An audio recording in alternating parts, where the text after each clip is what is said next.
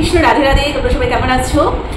So আজকে আমি কৃষ্ণ পুরাণের বইটা থেকে একটা টপিকের উপর ভিডিও বানাবো। এটা ভীষণ ইন্টারেস্টিং। আশা করি এই টপিকটার উপর ভিডিও শুনেও তোমরা খুব হ্যাপি হবে। সো আমি আজকে কৃষ্ণ পুরাণের মথুরা খণ্ড থেকে তুলসীর মাহাত্ম্য নিয়ে ভিডিওটা বানাবো, ঠিক আছে?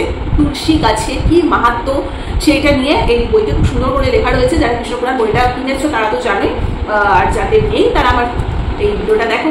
চলো ভিডিওটাকে স্টার্ট করা যাক। আচ্ছা, ফার্স্টে বলা আছে তুলসীকে বৃক্ষ বলে অবজ্ঞা করা উচিত না। তুলসী মৃত্তিকা স্পর্শে এবং তুলসী পত্র সেবন করলে যেমন অশুভ দূরীভূত হয়, তেমনি মানুষের দোষ গ্রহ বিনষ্ট হয়। তুলসীর অপর নাম হচ্ছে বৃন্দা। এই যে বৃন্দাবন বলে, এটা কিন্তু বৃন্দা, ঠিক আছে? ভগবান শ্রীহরির সেবার জন্য তুলসী দেবী বৈকুণ্ঠ থেকে এই জগতে অবতীর্ণ হয়েছে। ইনি স্বয়ং লক্ষ্মী, আর শালগ্রাম শিলা স্বয়ং নারায়ণ। অর্থাৎ এখানে কি বলেছে, আমরা যে তুলসী বৃক্ষকে শুধুমাত্র যারা মানে অবজ্ঞা করে দেয়, তুলসী গাছ নর্মাল একটা যে কোনো সময় তুলসী পাতা টুক করে ছিঁড়ে নেওয়া যায়, দুপুরে মুচড়ে ফেলে দেওয়া যায়, এই জিনিসগুলো যারা করে থাকে মহাপাপী, তারা আসরিক সম্পন্ন মানুষ, তাদের মধ্যে কোনো জ্ঞানই নেই। তো সেটাই বলেছে যে তুলসীকে এইভাবে অবজ্ঞা করা কখনোই উচিত না। তুলসী হচ্ছে স্বয়ং লক্ষ্মী দেবী। উনি গোলক থেকে কেন এই বৈকুণ্ঠে এসছেন, তিনি বৈকুণ্ঠ থেকে কেন এই জড়জগতে এসছেন, কেন এসছেন? কারণ এই জগতে যখন মানে শ্রীকৃষ্ণদেব ঠিকই করেছিলেন যে যখন ভীষণ পাপ বেড়ে গেছিল, যে আমাদেরকে এখন অবতীর্ণ হতে হবে এখানে, না হলে তো সেটা ট্যাকেল করা সম্ভব হচ্ছে না। তা লক্ষ্মী দেবীকে ছাড়া নারায়ণ থাকবে কি করে? এই যে এখানে বলাই যাচ্ছে, এই যে শালগ্রাম শিলা স্বয়ং নারায়ণ, এবং কি করে লক্ষ্মী দেবীকে ছাড়া থাকবে? তাই জন্য তুলসী রূপে, বৃক্ষ রূপে উনি এসছেন, স্বয়ং মা লক্ষ্মী, ঠিক আছে? এই জন্য তুলসী পাতার প্রচুর মহিমা, প্রচুর। আচ্ছা, তুলসী পাতা তাপ, পাপ, দারিদ্র, দুঃখ সমস্ত কিছু দূর করতে হেল্প করে।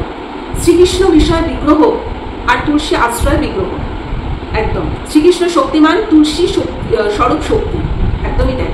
কলিকালে ভগবান সহস্র সহস্র তীর্থ পরিত্যাগ করে তুলসী কারণে অবস্থান করে।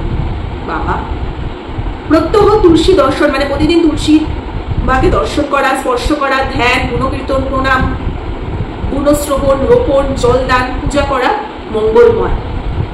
আশা করি প্রত্যেকের বাড়িতেই তুলসী গাছ থাকে। সুতরাং তুলসী গাছটাকে সাজিয়ে রাখলেই হয় না, সেটাকে সুন্দর করে সেবা করতে হয় আমাদের, কারণ তো মা লক্ষ্মী। তো তার সামনে জলদান করা, গুণকীর্তন করা, প্রণাম করা, পুজো করা, এগুলো উচিত। তুলসীর সেবা করলে মানুষ বৈকুণ্ঠ লাভ করে, এখানে স্পষ্ট লেখা রয়েছে বইতে।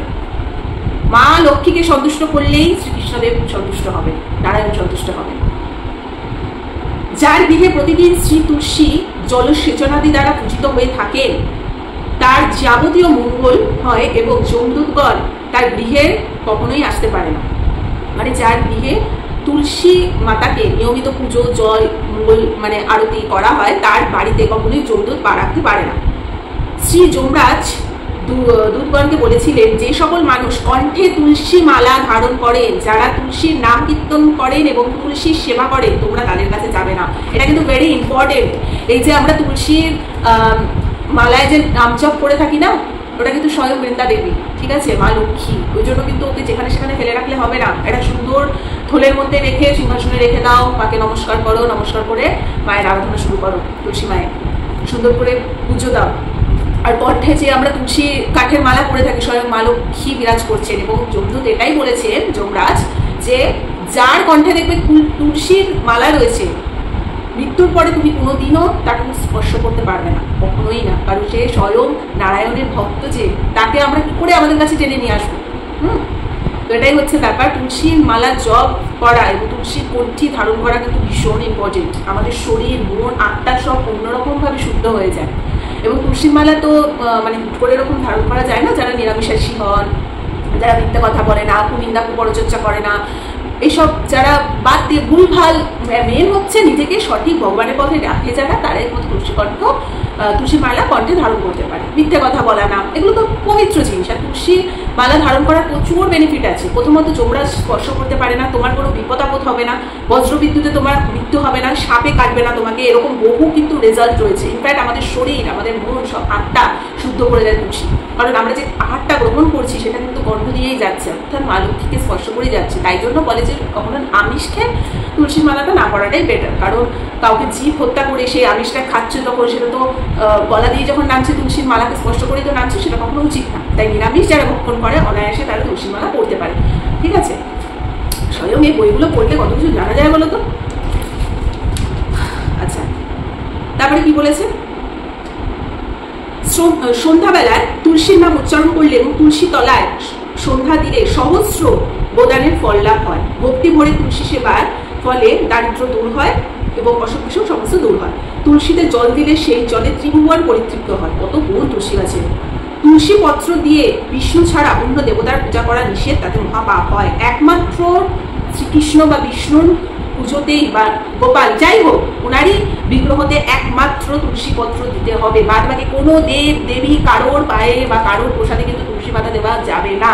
কারণ তুলসী হচ্ছে স্বয়ং মা লক্ষ্মী। মা লক্ষ্মীকে যার কাছে দেওয়া যায় না, সেটা দেব দেবী যাই হোক কারোর কাছে না, একমাত্র শ্রীকৃষ্ণদেবের কাছে, একমাত্র গোপালের কাছে, একমাত্র বিষ্ণুদেবের কাছে, একমাত্র নারায়ণের কাছে। ঠিক আছে, তুলসী মালা মহাপাপক নাশিনী একদম, অতএব তুলসীকে নিত্য প্রণাম করা উচিত।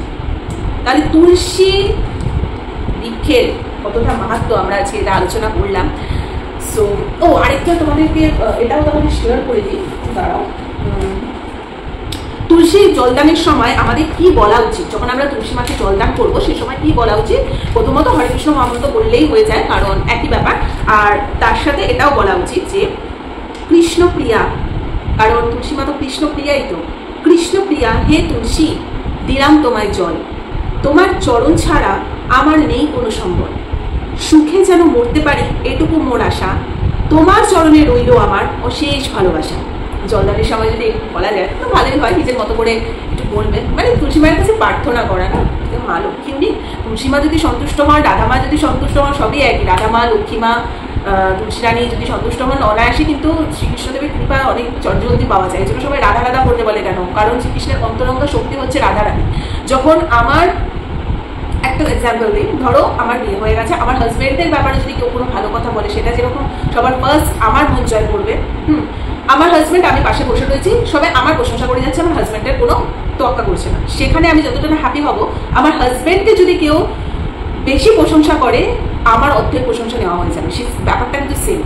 তুলসী মা, রাধা মা, লক্ষ্মী মা, এদেরকে যারা বেশি করে সম্মান করবে, ভালোবাসবে, সেবা করবে, অটোমেটিক্যালি নারায়ণ বা শ্রীকৃষ্ণের মন তারা জয় করে নেবে।